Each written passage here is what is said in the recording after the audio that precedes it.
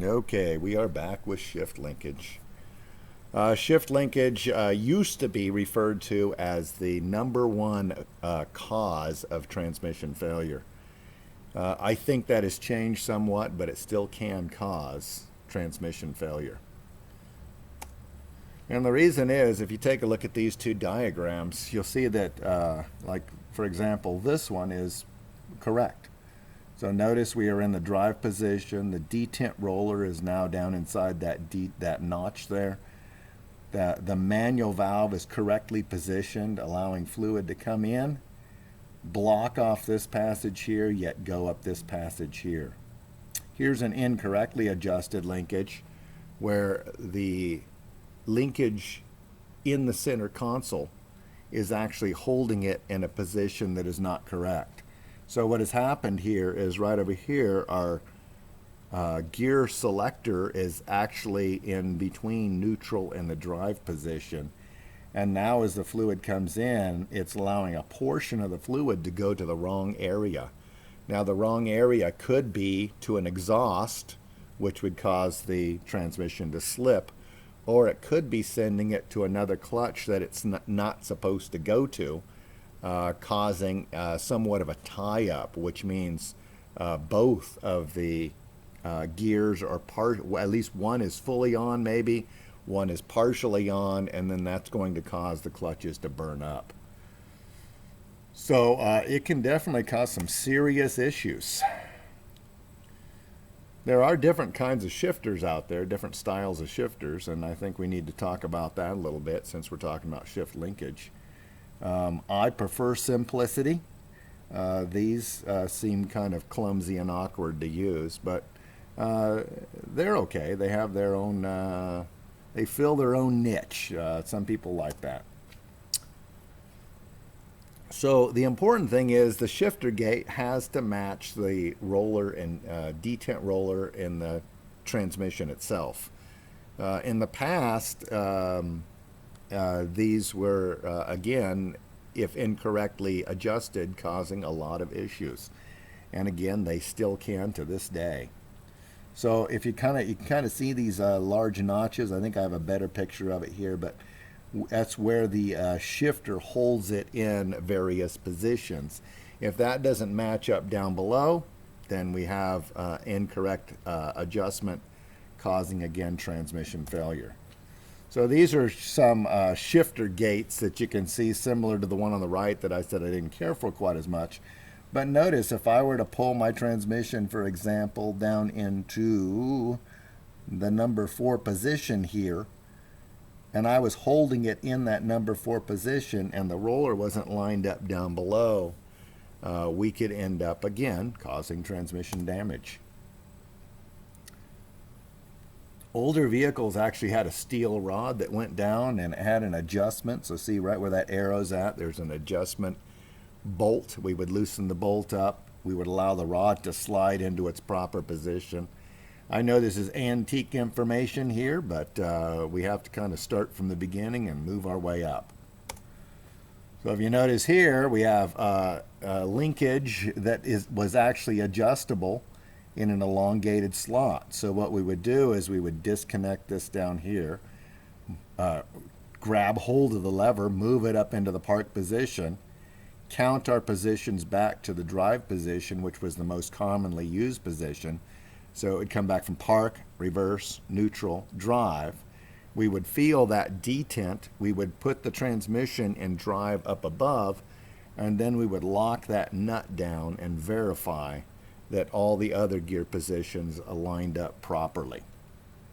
Notice this one also could have had an adjustment back here, so we could have an elongated slot or a cable that actually had 2 nuts, one on each side.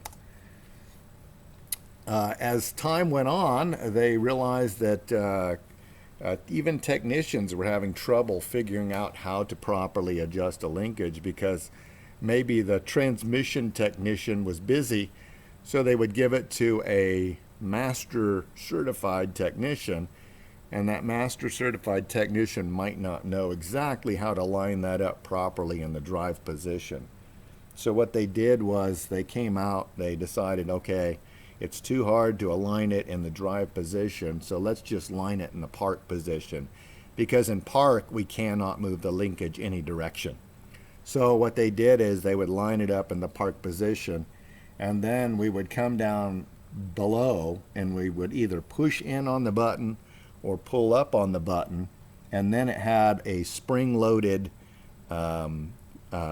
adjustment that would pop that into the proper position. So once the transmission was locked in park, once the shifter was in the park position, this would properly, or as close to as properly, set that in the proper adjustment.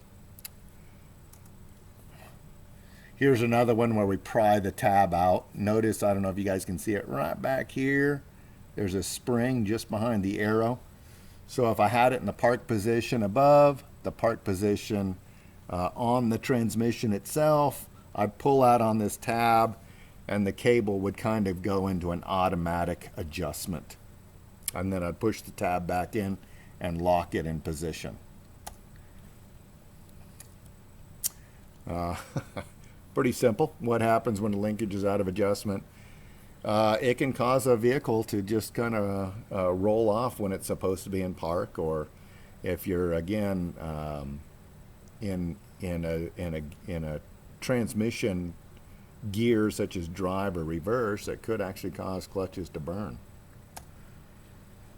Notice if the park pawl isn't going completely into the park position, the park pawl may not lock. And I've actually seen this actually happen, where it would not go into park completely and the car would start to roll because people did not use the park brake, which is always recommended by the manufacturer. Use the park brake and the park pawl.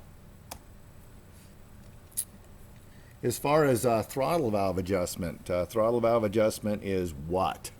Remember, we've got two inputs that are super important.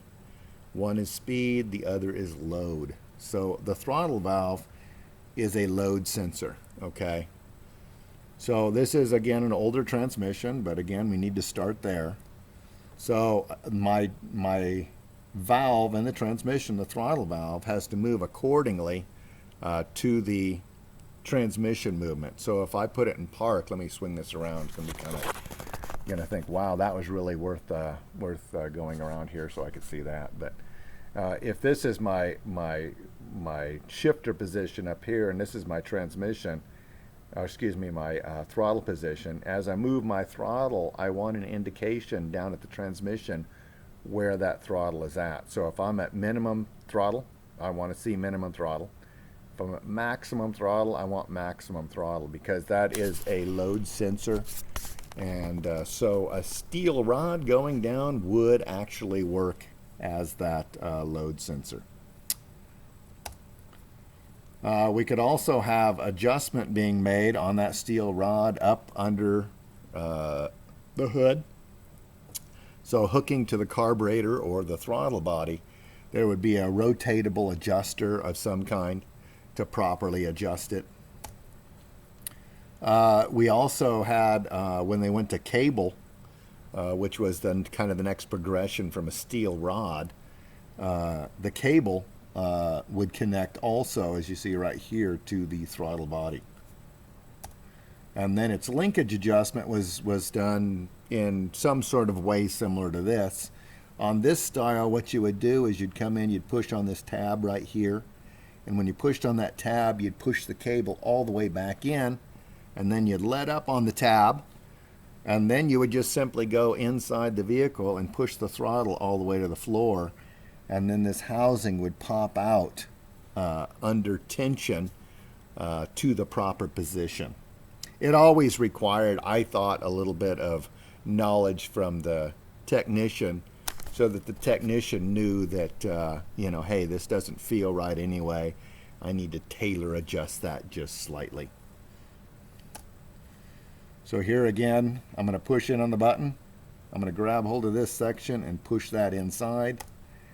And then once it's all the way in to the housings, and I was pushing down the button, shoving that inside, I'm going to go inside, I'm going to shove down on the throttle, and then it'll pop out to the proper position.